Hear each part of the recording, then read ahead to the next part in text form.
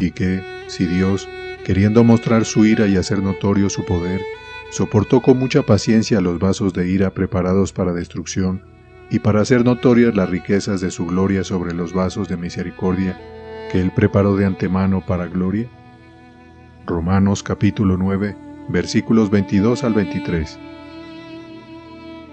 En un discurso anterior, hermanos, intenté mostrarles que la razón por la cual Dios castigará eternamente a los impíos es porque ama la justicia.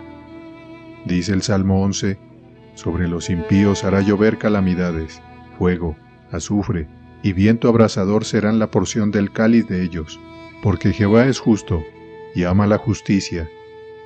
Luego traté de mostrarles que Dios ha creado el infierno y lo mantendrá para siempre, no porque ame el dolor humano, creo que no es así, ni tampoco porque esté sujeto a pasión, como hablan los hombres de pasión, sino porque Jehová justo ama la justicia. Y les mostré, como recordarán, que tan cierto es el infierno para los impíos. Si hubiera tenido su origen en el amor al dolor humano, entonces podrían haber esperado que tuviera un fin, o, si procediera de la pasión, entonces podría enfriarse. Pero cuando procede del amor de Jehová por la justicia, veo, hermanos, en eso una razón por la cual el gusano no muere y el fuego no se apaga. Hay una segunda pregunta que sin duda les ha ocurrido. ¿Por qué queda alguien sin perdonar en absoluto? ¿Por qué se permitió que Adán cayera? ¿No podría Dios haberlo sostenido? ¿O, si era necesario que Adán cayera, para que Cristo muriera, ¿por qué no son todos salvos? Seguramente hay eficacia en la sangre de Cristo para perdonar a todos. ¿Por qué entonces no son todos salvos? Hay muchas respuestas a esa pregunta que conoceremos en un estado superior de existencia, pero aquí hay una, y que, si Dios, queriendo mostrar su ira y hacer notorio su poder, soportó con mucha paciencia los vasos de ira preparados para destrucción, y para hacer notorias las riquezas de su gloria sobre los vasos de misericordia, que Él preparó de antemano para gloria. Notarán, hermanos, que estas palabras del apóstol Pablo se intenta dar una respuesta a esa pregunta. No la responde directamente, emplea un ¿y qué sí? Entremos un poco más profundamente en este tema. Aquí se mencionan 3 razones por las cuales se permite que los hombres perezcan.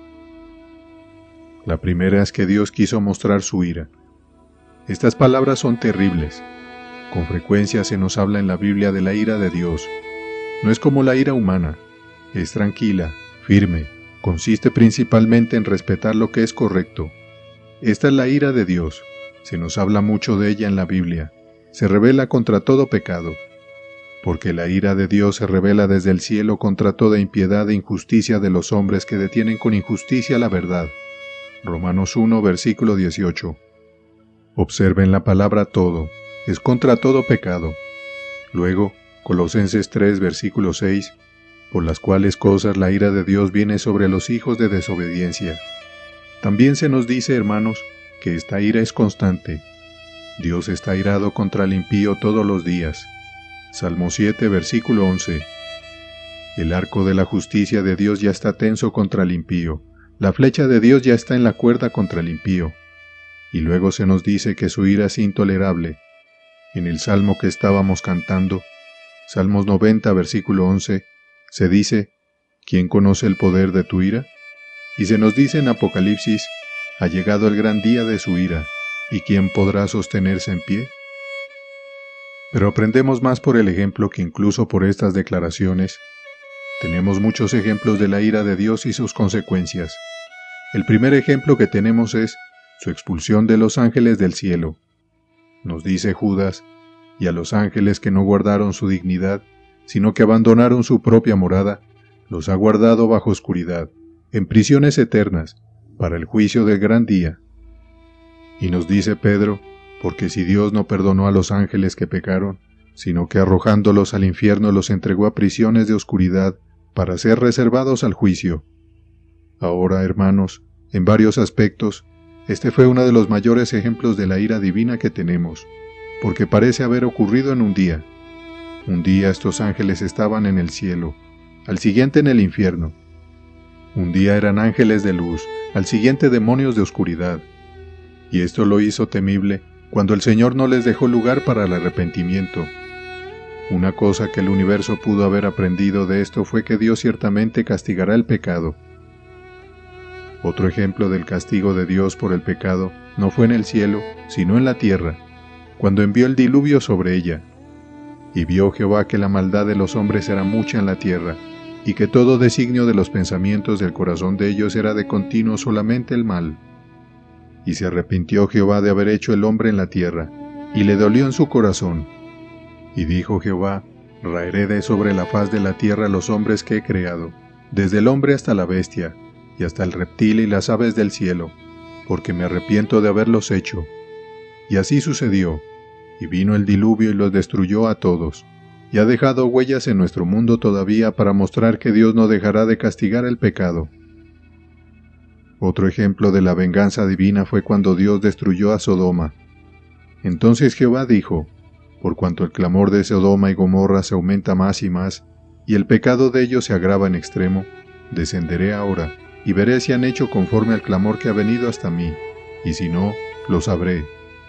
Y encontraron que era así, y cuando habían sacado al justo Lot, Dios hizo llover fuego y azufre sobre la ciudad consagrada, y ha dejado rastros de ello hasta la fecha.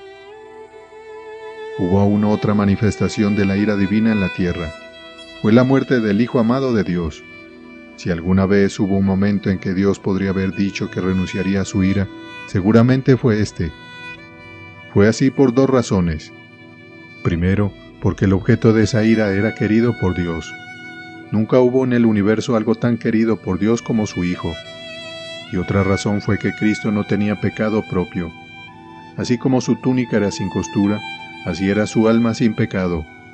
No, hermanos, ese acto único suyo, el dar su vida, fue tan glorioso como una manifestación de la justicia de Dios que el universo nunca vio su médula.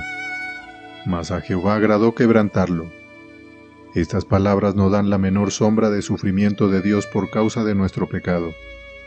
Hermanos, si algo en el mundo puede mostrar que Dios castigará el pecado, fue la muerte de su amado e inocente Hijo. Hay una manifestación de su ira aún por venir. Versículo 22. Y que, si Dios, queriendo mostrar su ira y hacerlo notorio su poder, soportó con mucha paciencia los vasos de ira preparados para destrucción, Dios está por destruir las almas que ha hecho, no a los ángeles que cayeron, porque ya lo ha hecho, cuando los arrojó al infierno, sino a las almas en las que ha esperado. Habrá una nueva manifestación de ira que el mundo nunca vio antes. Él va a mostrar lo que hará a los despreciadores de su Hijo, aquellos que desprecian su Evangelio. Será algo nuevo cuando el Señor Jesús sea revelado desde el cielo con sus poderosos ángeles, en llama de fuego, para dar retribución a los que no conocieron a Dios, ni obedecieron al Evangelio de nuestro Señor Jesucristo. Dios espera para mostrar su ira.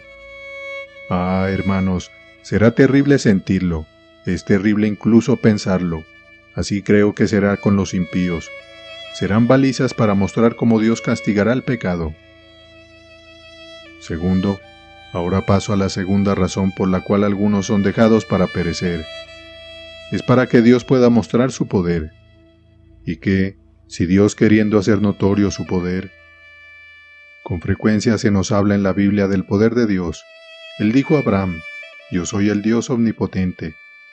Se nos dice en el Salmo 93 que Jehová en las alturas es más poderoso que el estruendo de muchas aguas, más que las recias ondas del mar es poderoso Jehová en las alturas. Se nos habla frecuentemente de su poder omnipotente, y no solo eso, sino que tenemos brillantes ejemplos de ello. El primero registrado es la creación. Dijo Dios: sea la luz, y fue la luz. Él habló y fue hecho, mandó y existió. Otro ejemplo de lo mismo es la constante providencia de Dios, porque en Él vivimos, y nos movemos, y somos. Él cabalga sobre las alas veloces del viento. Otro ejemplo del poder de Dios es su contención y control de los impíos. No seáis como el caballo, o como el mulo, sin entendimiento, que han de ser sujetados con cabestro y con freno. Salmos 32, versículo 9. Así es como Dios controla a los impíos. Otra manera en que Dios hace notorio su poder es la conversión de almas. no con ejército ni con fuerza, sino con mi espíritu, ha dicho Jehová de los ejércitos. Esto se dice que es sabiduría de Dios y poder de Dios. Creo que la conversión de un alma es algo más grande que la creación del mundo.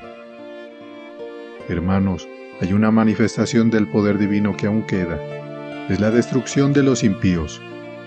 Y que, si Dios, queriendo mostrar su ira y hacer notorio su poder, soportó con mucha paciencia los vasos de ira preparados para destrucción, creo, queridos amigos, que la razón por la cual Dios ha levantado faraones es para mostrar su poder en ellos.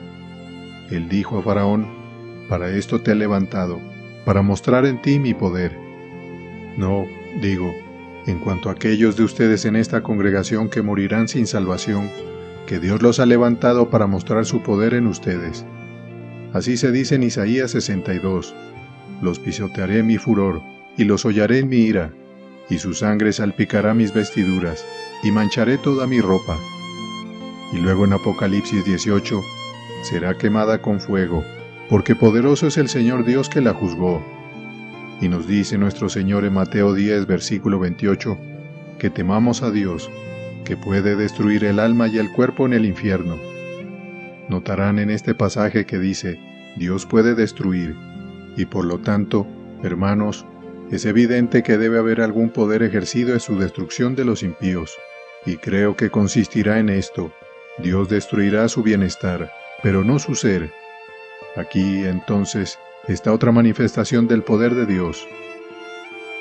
Cuando estuve recientemente en el norte de Escocia, me paré en la orilla del mar y vi las rocas que sobresalían del mar. Fue muy notable estar allí y ver las poderosas olas golpeando las rocas. Había dos cosas notables en ello. Primero, la grandeza de las rocas sobre las que las olas chocaban. Segundo, las rocas permanecían inmóviles. Ninguna fuerza de las olas podía moverlas. Hermanos, esta escena es un emblema de lo que se presenciará otro día, cuando Dios derrame su ira sobre los impíos. Ah, hermanos, ¿no será temible ver a Dios poner su poder sobre los impíos, verlos sostenerlos con una mano y derramar su ira sobre ellos contra la otra? Seguramente, hermanos, el poder de la ira de Dios es muy grande. Si alguno de ustedes ha visto un gran horno, habrá visto el poder que tiene el fuego, pero el fuego es criatura de Dios. ¿Cuánto más debe ser su poder, Él que es el Creador? Tercero, ahora paso al tercer punto, la razón dada por la cual los creyentes son salvados. Versículo 23. Y para hacer notorias las riquezas de su gloria sobre los vasos de misericordia, que Él preparó de antemano para gloria. Una razón por la cual hay vasos de ira preparados para destrucción es para que Dios, mediante el contraste, pueda mostrar las riquezas de su gracia en los vasos de misericordia. Saben, hermanos, muchas cosas las aprendemos mejor mediante el contraste. Por ejemplo, el arco iris nunca se ve tan brillante como en el seno de una nube oscura. Así, hermanos, nunca veremos el amor y la compasión de Dios en aquellos que son salvos tan gloriosamente mostrados como cuando vemos su ira derramada sobre los vasos de ira. Esta entonces es una razón por la cual hay vasos de ira. Creo que las riquezas de gloria aquí mencionadas son el arco iris de los atributos divinos exhibidos en la salvación de las almas. Fue por esta razón que Dios dispuso que hubiera vasos de ira preparados para destrucción. Esto puede parecerles muy terrible, así me parece a mí. No podría ni me atrevería a hablar de esto si no estuviera aquí en la propia palabra de Dios. Solo quiero mostrarles uno más de los atributos que serán brillantes ilustrados en la salvación de almas. Uno de ellos es la soberanía de Dios. Les he hablado a menudo de esto. Muchos de ustedes no lo creen, pero hay un día que vendrá cuando Dios lo pondrá más allá de toda duda. Hay iglesias enteras, cuerpos enteros de cristianos profesos que lo niegan. Pero hay un día que vendrá cuando no habrá ninguno en el cielo, en la tierra o en el infierno que lo niegue.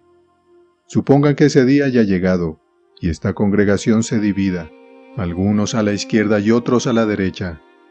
¿No verán entonces la soberanía de Dios en el contraste? Todos eran una vez iguales. Todos estaban bajo la misma condenación. Algunos de ustedes salieron del mismo vientre, fueron amamantados del mismo pecho materno. Sin embargo, se verá que algunos serán llevados y otros dejados. ¿Qué hizo la diferencia? Toda criatura verá que Dios hizo la diferencia que tuvo. Misericordia de quien quiso tener misericordia. Otra característica es el atributo perdonador de Dios. En la actualidad esto se niega, pero, hermanos, en ese día se dará a conocer. Dios hará notorias las riquezas de su gloriosa misericordia en los vasos de misericordia. Oh, hermanos, cuando un vaso se ha limpiado llevado a la gloria, y otro se ha dejado para perecer, y cuando vean que eran igualmente pecadores, entonces verán que fue la sangre lo que hizo la diferencia. Dios hará conocer las riquezas de su misericordia en los vasos de misericordia, así como su ira en los vasos de ira preparados para destrucción. Aprendamos algunas lecciones de este tema. Y, primero, no todos serán salvos. Es una terrible ilusión entre ustedes. No digo que lo afirmen, pero prácticamente, dicen, creen que no habrá infierno. Fue el plan de Dios que hubiera vasos de ira, así como vasos de misericordia. Hermanos, es mejor que sea así. Oh, no sueñen, no todos serán salvos. Hay vasos de ira, así como vasos de misericordia.